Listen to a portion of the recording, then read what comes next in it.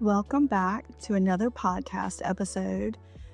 Let's just be honest here that it is not very easy talking to yourself or talking to a camera by yourself for, 10, 20 minutes. So I'm really easing into this and going to try and really embrace the journey of podcasting. So thanks for joining us again for another episode. Today, we're going to talk about what to do when it feels like everything is falling apart, because in business, things do not always go as planned. We know this. And sometimes, employees leave or clients leave, sales just aren't happening, or your cash flow is really tight and it just feels really hard. The thing is, those are the moments that are going to teach you to be a better entrepreneur, and we have to go through those. One of the topics today, or actually our first topic, is talking about how growth isn't linear, that we expect to continue to grow and grow and grow, and sometimes growing means dialing back or pruning. So we're going to hop into that today and really try and help you navigate through some of these pain points and how you can react better and what you can put into place so that you're not overwhelmed by emotion and freaking out. So let's hop into it. First section, I already mentioned, growth is not linear. We set these goals and we think that it's just a solid path up, and it's not. It is very much up and down, up and down. That's just part of business. And when you can recognize that and accept that, you're going to bounce back better to different obstacles. Even the most successful businesses go through these seasons. So that was kind of part of me wanting to do this podcast, was the fact that there are really rough seasons and not everyone talks about them. And so I want to normalize that. I want you to know that we all have employees who leave.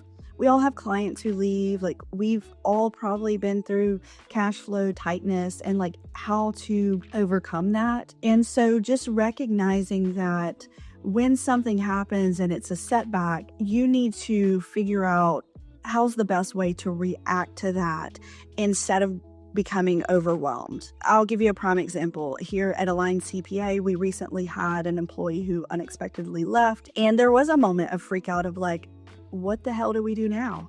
But then, just kind of sit back and came up with a new solid plan. And honestly, it got me very excited for that plan. I think that's the beauty of business, is that we get to make new plans and we get to try new things and to recognize not all things are going to work out. So that's okay, but you want to embrace that in knowing if it hasn't happened to you yet, it's going to.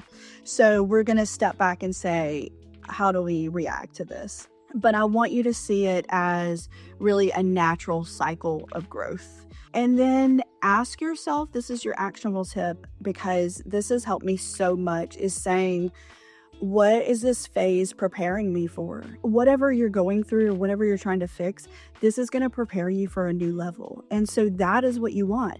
You can't up-level your business without having some setbacks or some failures, if that's how you define them. I don't like to define this as a failure, because really it's just a learning opportunity of saying okay, this happened. Now what can we put into place to overcome it? So just realize that there are ups and downs. That doesn't mean you're a bad business owner. It's just you're going to experience those. Next, I want to talk about, and this is so important, of saying, what's the difference in feelings versus facts? Because when things happen, you're usually reacting with your feelings. For instance, with an employee leaving, we take that really personal. It hurts personally, and we feel that personally. But if we can reframe that and look at facts, we're learning how to be a better business owner. You don't want your feeling of panic or feeling of alarm to take over, especially if you have a team, because your team is depending on you to be that strong person to lead the team. It is okay to freak out, but it's not okay to freak out in front of the team. So we're not going to do that. We want to make sure we're making better decisions off of facts and not feelings. And really, that's where you're going to see success, is when you can get to that level. And when you're feeling very overwhelmed, or you're feeling like the sky is falling, you're feeling like you're not going to overcome whatever this obstacle is, I want you to go back to the facts. So go back to your financials, go back to your sales, to your profit and loss, and look at those so that your brain can recognize the sky's not falling, like we are okay. I want you to also think about, when's the last time you've been through a similar challenge, and what did you learn from that? Because if you can correlate your past experiences and how you got through them to this future or current experience, then that's going to tame down some of those feelings. And again, we're just looking at facts. We're looking at how have we overcame things in the past, and telling your brain, like, you are okay. You're going to get through this. So we want to stop and calm down our feelings and refer to our facts. I was just talking to some friends about this last weekend while we were walking, and we were actually talking about investing in real estate, and she was just kind of really timid on pulling the trigger on something. And really, she had all of the facts for why this was a good deal, how it was going to cash flow. She had the funds to make it happen. And she still was like really kind of stuck in that. And so my comments to her were, look at what you've done in the past. What happened with the last piece of real estate you bought, and the piece before that, and the piece before that. You have a solid track of success. So you need to look back at that and recognize you do make good decisions. You do make decisions with facts and analytics. And so it is okay to make the next decision. And honestly, if you're not a little bit scared, you're probably not pushing it hard enough. So, just kind of take that into perspective. But the next thing I really want to bring into the conversation is you need to own it and take responsibility for whatever is happening in the business. Because let's say clients are leaving. And so freaking out is not going to help you. But you need to take responsibility for why they're leaving. Well, first you need to figure out why. Why are they leaving? Is work not getting done? Or you're not communicating?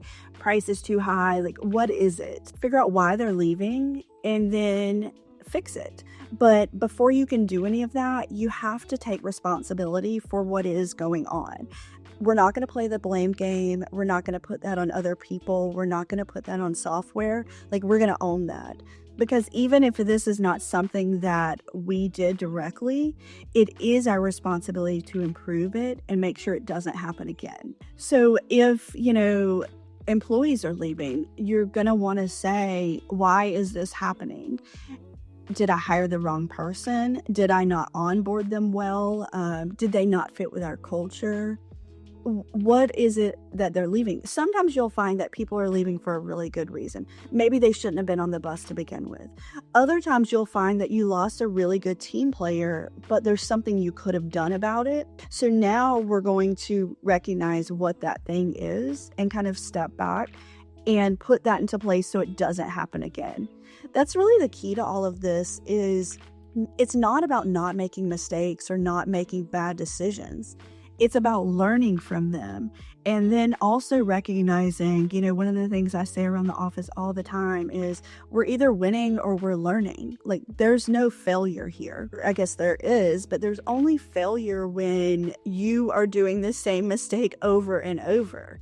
That's when we're going to fail. But if we make a mistake and we learn from it and we do something different, that's when we're winning. So there's nothing wrong with that. But in taking that responsibility, you want to ask yourself, what role did I play in this? And really be honest with yourself about that. This is why I love journaling, putting all of this on paper. Like, what role did I play in this? How could this outcome have been different? And then how can I improve this so it doesn't happen again? The only way that we're going to improve these is if we're acknowledging and taking responsibility. The best analogy or I guess a really good analogy I like to give in business when things are kind of blowing up is the overflowing sink. Are we going to try and mop up the water that is coming from the overflowing sink? Or are we going to try and unclog it and fix the root problem? Now, I'll say, there's sometimes where we just got to keep mopping up the water. Maybe it's really tight cash flow and there's not a lot of changes we can make. But at the same time, we have to focus on unclogging the sink so that this problem doesn't continue. And that is looking back on this situation when things are all blowing up of saying, how do we fix the problem? And really thinking about, is this a root problem or is this a symptom? You want to get into let's say you're not making any sales. Okay, well, is this a marketing problem? Is this a pricing problem? We want to figure out what is the root cause of no sales. The same things with employees leaving. Is this a hiring problem? Is this a retention problem? Is this a training problem? Did I not train these employees right? What is the root cause? And then start to fix that. And that's where you're going to see traction in your business. That's really where you're going to get to success. Also, this is really important to say, when you're facing a crisis, you're going to want to say, am I reacting to the symptom? Or am I going to fix the real problem? Let's quit putting band-aids on things. Sometimes people think, oh, I'm not making any sales, so let me just cut my prices. There's no data that told you to cut the prices. So we don't want to just jump right to a symptom that we think. We want to solve the root problem. What I want you to do is, as problems are coming up, make a list and say, what is the main problem to this? We have a cash flow problem. Then we're going to say, is this an expense problem? Is this a sales problem? Are employees not producing? What's the root cause of the problem? And that's what we're going to focus on. We're not going to keep mopping up the water. Now we're going to walk through some tactical things that you can do when you really want to just regain control. First thing I'm going to tell you is when something happens, we're not going to make any decisions within the first 24 hours, unless I'm assuming you're not working in an emergency room. We're working in a business, we're doing professional services, we're working on the job, whatever it is that you're doing, we're going to step back. That way, we're going to take this time so we're not overreacting. We're not going based off feelings instead of facts, that we're going to just sit in what happened in that first 24 hours. And that's really going to help you gain that perspective of what's really happening here. Then we're going to look at the data and say, is this true? What I think happened true? Is this really a bad thing? Is this a good thing? What's the data telling us? What are our sales telling us? What are, our expenses telling us?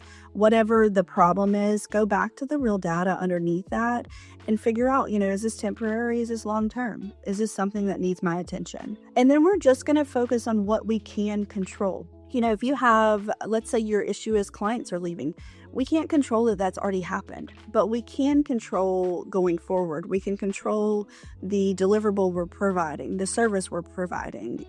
Those are the things we want to focus on. We don't want to focus on the things that don't matter. And during all of this, I also really want to encourage you to get other perspective, whether that's from a mentor, a coach, or, colleagues.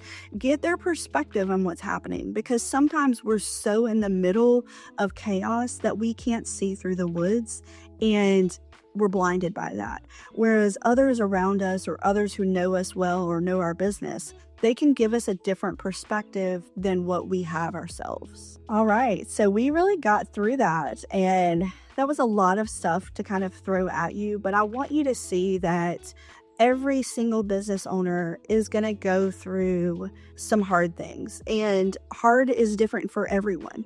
But what's really important is how you're going to react to that and the things that you're going to put into place to ensure that these things don't happen again.